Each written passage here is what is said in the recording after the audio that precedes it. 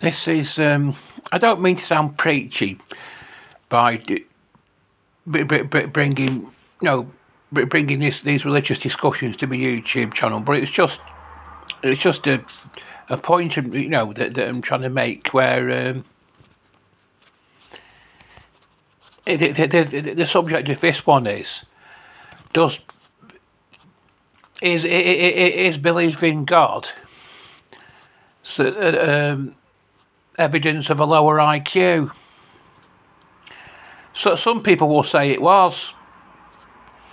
I mean, there was me and my parents years ago were having this discussion about this, with a man that was sitting on the back seat of the coach coming home from some trip, donkeys years ago, and he was either an atheist or an agnostic, one of the two, I'm not sure.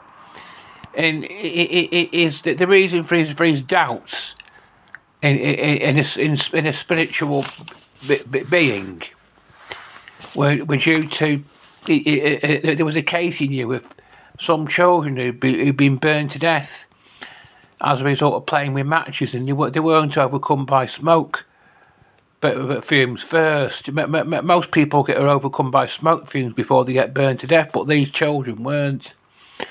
And that was the reason for him not believing in God was he said he'd been burned himself, and it was the most painful thing you can imagine.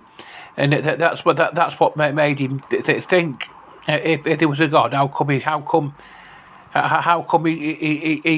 could have let these children be burned alive while they were to death while they were fully conscious.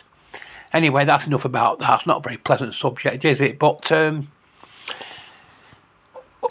one of the arguments he used against there being a God was that we only used about 1/10 of our brains, and because of this, we had a great deal. We experienced a great deal of difficulty in understanding how the universe we lived in came to exist, and this Big Bang that was supposed to have happened, we were coming up with all sorts of theories about what exactly had triggered it off, and it was saying because we only used about 1/10 of our brains, it was the simplest explanation to say that someone put it there, and there's also Richard Dawkins. He's saying he admits that science can't really answer the question of how the universe got here or how life got started, but he thinks it's laziness to just come up with the explanation to just rely on God, the existence of God as an explanation. That's one of the reasons why he's an atheist. And I don't know. I've got a film in my collection called Lucy, and it's on the subject that's about the subject that's about the belief that it's generally believed that humans use about 1/10 of their brains, and this Lucy, this woman, she's given drugs or whatever, which I don't know what it is she's given that could unlock the full potential of her brain. And when she's unlocked, when her brain has reached when she uses the full potential of her brain, she's capable of all sorts of weird and wonderful feats that most of us could never dream of. I mean, she's suddenly driving a car without having had any lessons before, and all sorts of miraculous things she's getting up to, and they say that a child's IQ Is it's chronological? It's either its chronological age. See, I'm so thick I don't even know what these.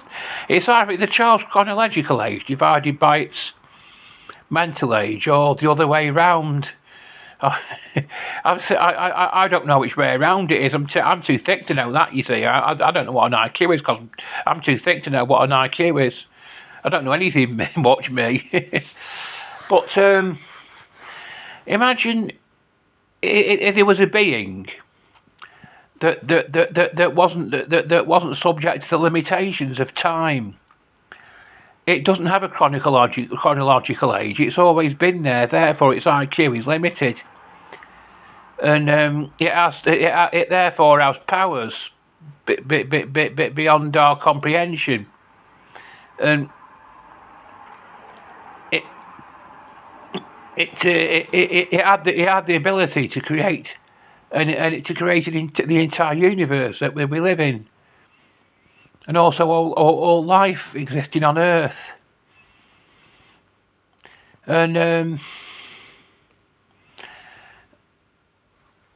a lot of you get ones like Richard Dawkins and Stephen Hawking, the more prominent ones. They say, oh, that there's no God, it's just a fairy tale, blah blah blah. But you get others. They study animal and plant life or whatever, and it actually strengthens their faith in a God, because they can't begin to imagine how it could all have come about without the being, without his being having existed. And also the universe strengthens people's faith in God too. Discover magazine. We perceived the order in surprise, and our cosmologists and physicists continue to find new and astonishing aspects of the order. We used to say it was a miracle, and we still permit ourselves to refer to the whole universe as a marvel. Well, that wasn't an outright admission that a God existed, but they've used the word miracle. So who was responsible for this miracle?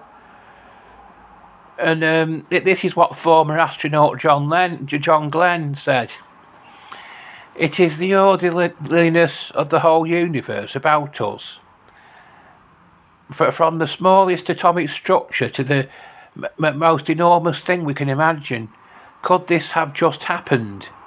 Was it an accident that a bunch of Flotsam and Jetsam suddenly started making these orbits of their own accord?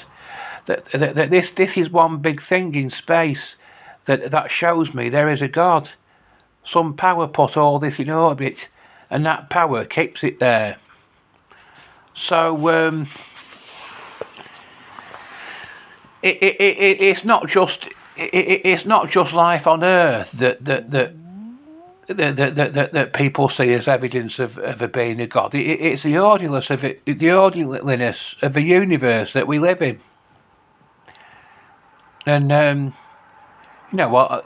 You get some scientists who say, "Oh, the steady state theory. It's always been here. It's always existed in some form or another." Or they say, "Oh, it came about as it was an accident. It was just a Big Bang, and we don't really know what started the Big Bang really." But we're not going to say God did it, because that's it's. But this John Glenn, he's not saying that, is he? And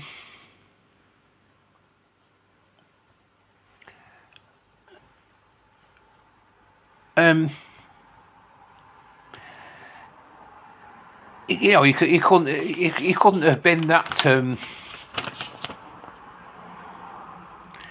If he was that severely retarded, they wouldn't have let him go into space, would they? It's as simple as that. It's just But belief in God, it isn't evidence of a lower IQ, and that's just if you watch this video, you can perhaps come to agree with me on that. Anyway, I'll be back soon with more material.